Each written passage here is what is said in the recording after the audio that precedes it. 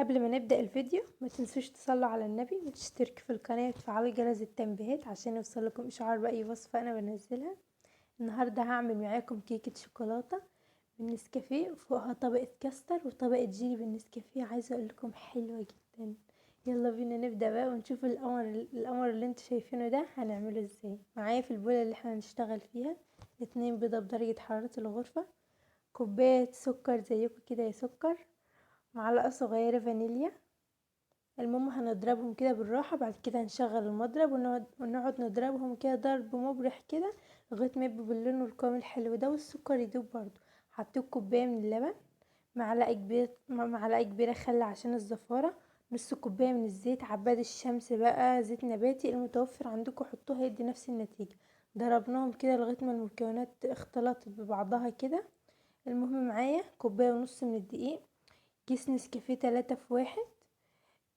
يعني صراحة هي معلقة واحدة كاكاو خام، لو عندكم انتوا معلقتين حطوا اللي هو كاكاو خام من غير السكر. المهم هنخل الدقيق كده عشان لو في شوائب كده او تكتلات عشان ما تخليش العجينة فيها تكتلات كده. المهم نخلتهم. حطوا بقى معلقتين كاكاو خام اللي هو من غير سكر، بس ده اللي كان متواجد عندي معلقة واحدة فحطيتها. ونحط بقى الكيس النسكافيه، هنضرب بالراحة كده منشغلش المضرب عشان ما نبهدلش الدنيا طبعا حوالينا. المهم هنشغل المضرب بقى ونضربهم ضرب مبرح كده لغاية ما المكونات تختلط ببعضها. معايا معلقة صغيرة حليب بودر، ومعلقة كبيرة بيكنج بودر، وربع معلقة صغيرة من الملح طبعا. وقلبناهم كده لغاية ما المكونات اختلطت ببعضها كده. في الصينية بتاعتنا اللي احنا هنشتغل فيها يعني نحط فيها الكيك، هنسوي فيها الكيك، هدهنها دهنة زيت بسيطة كده بالراحة.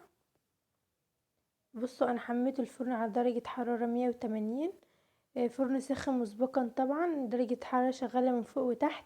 هتقعد في الفرن من 35 ل40 دقيقة على حسب فرنكم بقى. نزلت الخليط في الصينية زي ما انتوا شايفين كده، هدي خبطتين كده علشان لو الخليط فيه هوا كده عشان ما يعملش فراغات في الكيكة طبعا.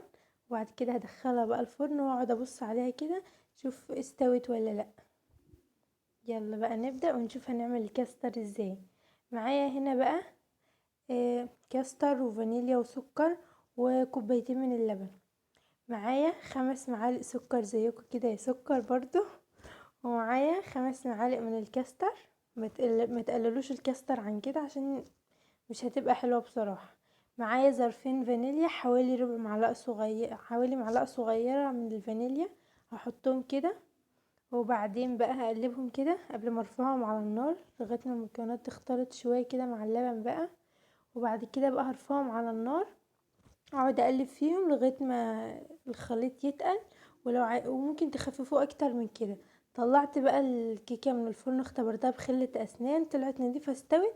نزلت عليها بقى الكاستر، سويت الكيكه الاول بعد كده نزلت عليها الكاستر. وقبل ما الكاستر بقى ينشف نجيب اي نوع بسكوت موجود عندكم.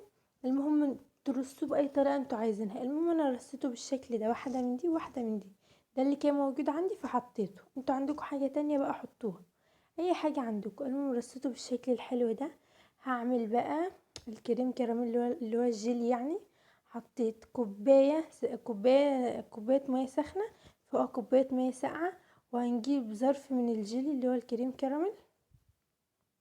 المهم هنقلبهم كده لغاية ما يدوبوا كده، وهنقوم حاطين عليهم معلقة من النسكافيه برضو 3 في 1 معلقة بس.